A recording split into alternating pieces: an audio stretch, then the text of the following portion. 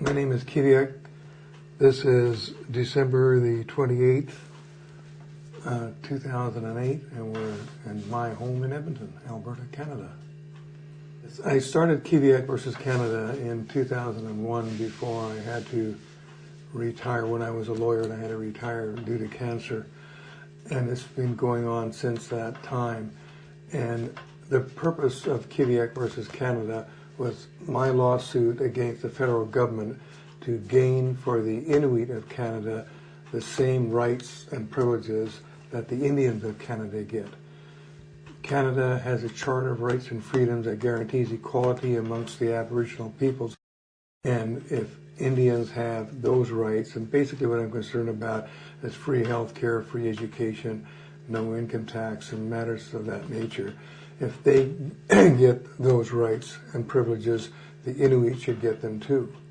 And we don't. I've had friends of mine who are Indians get free ride all the way through school. I had to risk re-breaking my neck. I broke my neck playing football, and I went to school after I broke my neck on a football scholarship to get my education, where Indians don't have to do that. They get free education. And I think the Inuit of Canada should get the same rights. And it's not just my thinking that or feeling that. The Charter of Rights and Freedoms guarantees equality amongst the Aboriginal peoples. It's the law of Canada. Sometimes Nunavut will help the Inuit children go to school, but that isn't from the federal government. That's from a territorial government. Okay. The Indians are, and the Indians are responsibility of the federal government, and so are the Inuit. And they're not divided by Alberta, Saskatchewan, whatever, the Indians, and neither are the Inuit.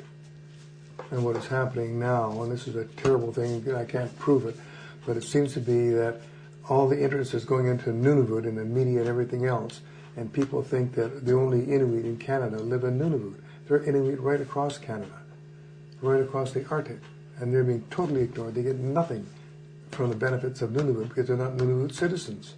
And that's my whole purpose of this, to get all the Inuit in Canada, no matter where they live, the same rights and benefits as the Indians get. So whether you're black, Oriental, Chinese, whatever, that was made with the residents of Nunavut. And the reason why the government did that is so they wouldn't have to use the word Inuit of Nunavut, because they haven't defined what an Inuk is. It's not defined in law, neither is Inuk, which is singular, or Eskimo. Neither one of the three are defined in law. But my dog is. My horses are. I can trace my horse back to the first Arab horses that landed in England in the 1700s or 1800s. I can't trace myself back any further than my mother and my father.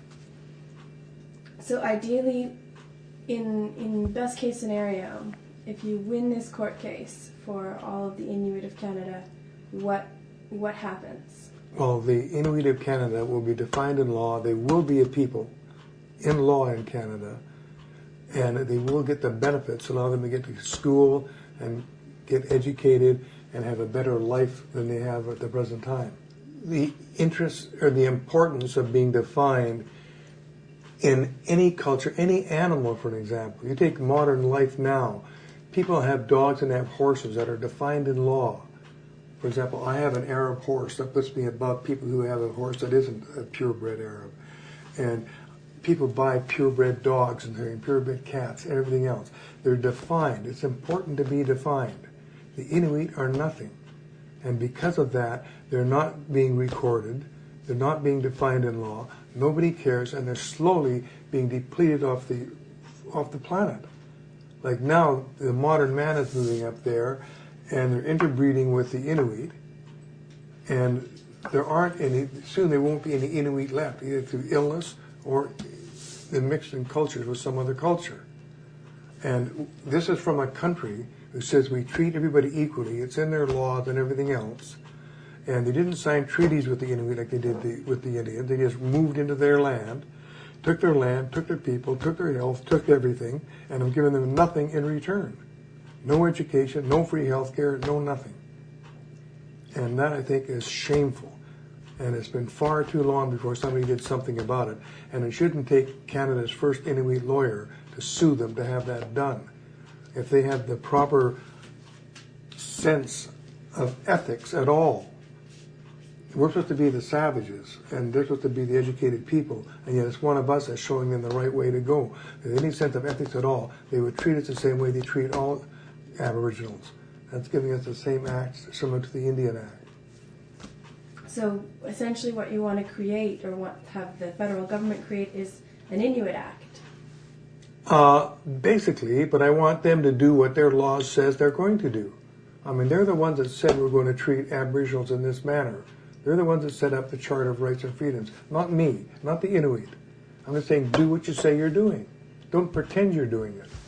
Basically, what the lawsuit is a request from the federal government to guarantee the same rights and privileges to the Inuit that the Indians get.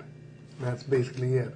Now, the Indians Act defines what the Indians get. There should be an act. I didn't ask for an Inuit Act, but there should be another act that gives us the same rights and benefits that the Indians get. Then that needs for the Charter of Rights and Freedoms that guarantees Aboriginal people equality, and that's all I'm asking for. What happened in the preliminary hearings that happened early December? All that's happening there is they're requesting more information from us, and we're requesting more information from them, and it just goes back and forth. There's nothing really, no issue is ever solved in situations like that. I mean, I don't know why they're asking for information from me. They know what they did. All I have to do is go back and check it and compare it to the Charter of Rights and Freedoms. Did we treat the Inuit the same as we treated the Indians? No, we didn't. So if our Charter of Rights and Freedoms is Canadian law, let's treat them the same. It's not a complicated issue. And they're trying to make it complicated. Yes. I just represent the 20th Inuit. Like, there's no law that says I get what an Indian gets. And they ask me that, and I can give them the answer. They can ask 20,000 Inuit, and they still get the same answer. So I'm just representing them. And the basis is, like, there's an Indian Act. Is there an Inuit Act? No, there isn't. Indians get free health care. Do Inuit? No, they don't. Indians get free education. Do Inuit? No, they don't. Indians get this, whatever, and it's as simple as that. That's why I don't know why it's taking so long and what all this garbage is about to delay the court case. And I know what they're doing, and it's a horrible thing to say, but they know I've got cancer, and they're hoping I'll die, and they want to continue with the case. What are the likely next steps of what's happening legally? Well, after the discovery thing, which just happened, I have to meet with my lawyer, and I can't do that before the operation, so it'll be probably the end of January. I'll be meeting with my lawyer and finding out what happens then. Because what happens at a discovery is both sides get together and say, I need to know this and they need to know that. And what can happen is they will stall as long as they can to give us the information that we need. But it's getting kind of late. I'm not crying the blues here, but one of these days I'm not going to make it out of one of these operations. And that's what the government, I think, with all due respect, is hoping for. But I can't wait forever, so I've got to push it into court as quickly as I can. If they have, the only thing we can do is to try to go to court and argue the questions they're asking aren't relevant to the issue. As long as they have certain things, and I've got to meet with my lawyer to determine that. I mean, they're the ones that control everything, so why shouldn't they know everything? It is unclear. I mean, to me, the main issue is so simple and so obvious that what is there to argue? Either say we're not going to do it or do it.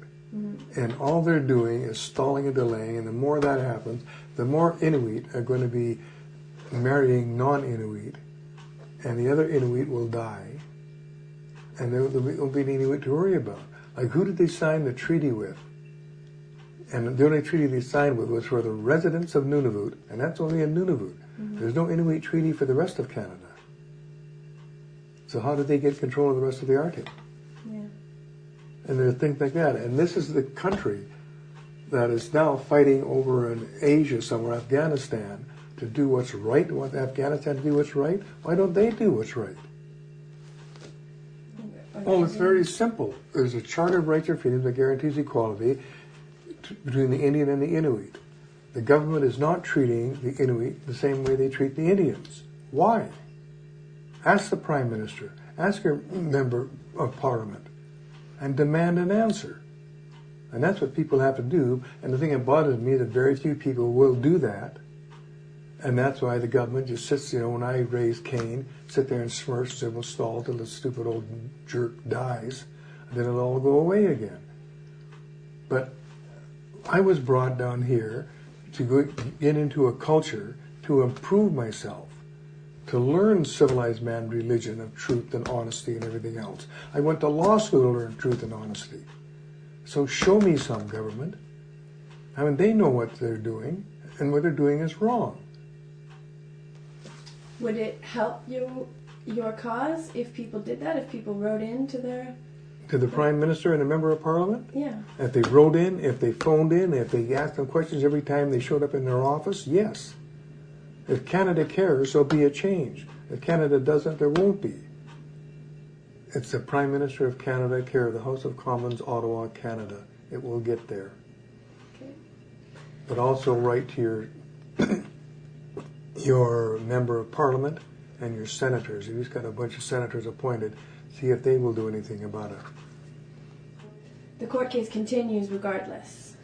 No, if I die, it may continue if they get somebody to replace me. But then the point is then the government has a much better chance of winning. And what happens to us, the Inuit? We're gone. Like, for an example, you are 1/4 Inuit. Can you prove it? No. Why not? I don't want to embarrass you, but you ever hear of a quarter horse? They're registered. Mm-hmm. You aren't.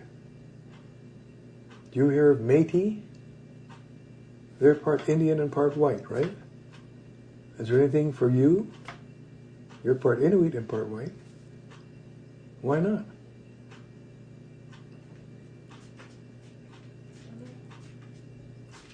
But, why doesn't somebody do something about that? It is not fair. Yet we have a Charter of Rights and Freedoms that guarantees equality to all Canadian people. It's as simple as that. And what the government is doing right now, and what the superior race is doing, which is basically Caucasian, what civilized man is doing, is keeping everybody quiet and not allowing them to get anywhere with it. And by that time, and I'm dead serious about this, there'll be mixed breeding to the extent that there won't even be a species of human called Inuit anymore. And that isn't too many generations away. And that I find just insufferable. I can't believe that. Like I said, I just picked up a book the other day and of all these breeds of dogs, that the same civilized people that are killing off a race of people treasure these different breeds of dogs. If anybody did to the dogs what they're doing to the Inuit, they'd be hell to pay.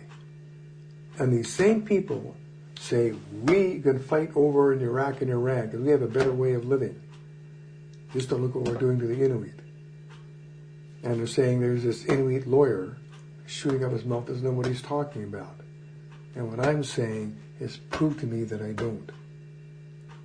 And they don't even have enough guts to do that. They just lay down and be quiet until I die. That is not a way to live for anybody.